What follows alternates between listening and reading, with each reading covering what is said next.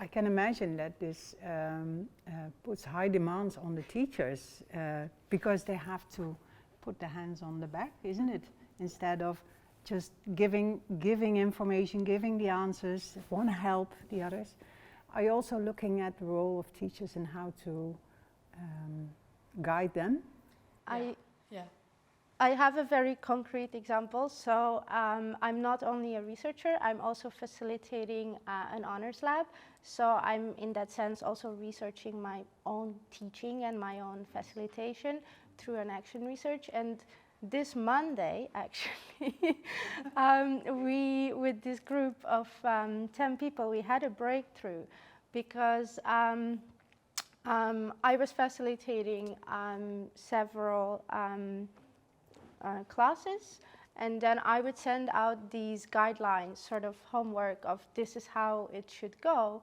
And then interestingly, no one picked it up. We had already groups, and I said, okay, now sit down with your group, dig deeper into your topics and bring it back, and then we're going to share it and see how we can, based on that, how we can build a curriculum together. No one picked up anything. They were not motivated. They were not intrinsically motivated. And on Monday, people were late. Three of them didn't even show up. And so we sat down, and I was really frustrated. So I just shared my frustrations of, okay, how can I help you to be motivated? And basically, they started to have a conversation about, okay, apparently we need to have a code of conduct of how we do this course. And then from that, it's sort of organically went into a conversation about, actually, we don't want groups. We want to plan everything together, and we want to have a better overview of what you're doing, and we also want to take responsibility off your shoulders. We want to host this course ourselves. And that was essentially the breakthrough where they decided by themselves, okay, I need to be that autonomous learner. I need to develop my own ownership over what we're doing together with these other people, and have to start looking into how are we doing this together. And in fact, the takeaway was I had to sit down on my hand and just step back. And that's incredibly frustrating, because as a teacher, you always feel like I have to deliver and I have to have control over everything. And you have to be able to let go of that and develop a form of trust in your students that they're very able, actually, of doing. Yeah, and in addition to that, indeed, if you talk about uncertainties, indeed not only for the students, so I really like your point. This is also especially for the teachers. Yeah, because if you think about, okay, if we have a task or exercise and how we design them, we have predetermined outcomes and methods to solve them. And if we open that, then it's also unknown for teachers what will come out of it. And I really like your example, because it shows you have to do that, and see it comes. In the end, it will be fine. To give another example, in the interviews that I have done with teachers of this project, where students define their own problem and also generate their own solutions, I heard a couple of teachers saying the same thing. Like in the past, when they started to guide this process, this creative process, they were a bit uncertain themselves, because they got students, and the students told them, okay, we want to work on the problem that some children that are really afraid of jabs, especially now with the vaccines, you know? There are people that are really afraid to get a jab. What can we do about this? But then the teacher himself wasn't a domain, he or she had no domain knowledge on this, had never worked on it. It was a totally different topic, was his or her expertise. So the teacher felt uncertain, can I really guide this group through this process? And the teachers in the interviews told me, like at the beginning, that was certainly the case. I want to have all the knowledge, all the answers to the students' questions.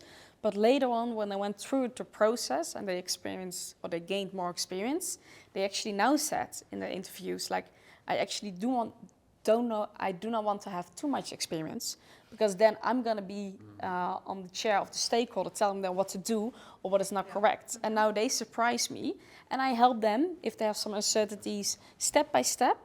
But I also don't know where we're going. go together into this process, and it also creates some more we do this together vibe instead of I'm the teacher and you're my students. This asks a lot of the learning environment, I guess, where we're in, and the working environment. Can you maybe give some ideas about that, or your thoughts?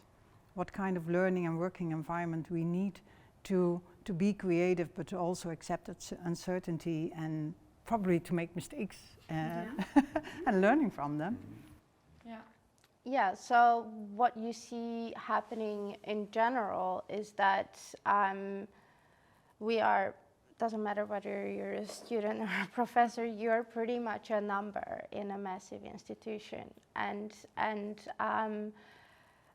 what we forget is that after all, we are all just people, and we work best in communities. And what I had a lot of conversations about this with my students, and they said, I never really looked at my fellow students as friends, or that we belong to this same community of learners and practice, and that we set up shared goals.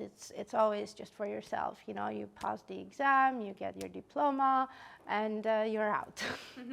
So how come that we somehow fail to strive to create a more, in a way, natural learning environment that actually even resembles our work life after more? Because no work situation is like how we learn in these big lecture halls, and of course not all learning takes place in big lecture halls, but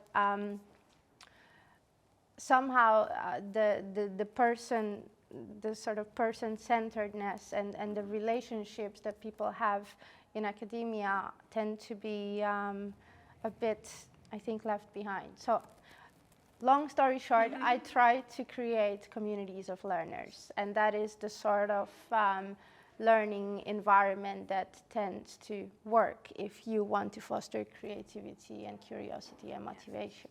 Can I ask a question about that? I wonder to what extent all students benefit from those learning communities, because I can imagine there are quite some individual differences, or at least that's what I have found in my fundamental research. Some people are really curious when they are in this state of uncertainty, and other people are a bit paralyzed or afraid, and they're not curious at all because they cannot be themselves in that environment. Yes. So I think learning is also very much about, learning takes place where you are out of your comfort zone in a way.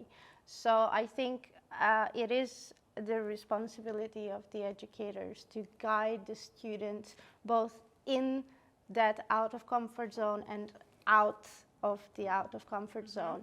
And obviously there are many differences and perspectives and ways of dealing and coping of students, of how they learn.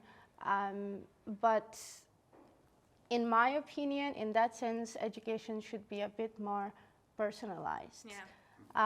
So personal attention to who is coping how, and asking students to really write deep reflections on that, or not even write, but just share how they're doing and have space for that. I think that's important. And if that is communicated, then you'll have basically just help in how you have to guide a group of students and say, okay, this person is struggling a bit more. Should I pick up the phone and just be like, how can I help you?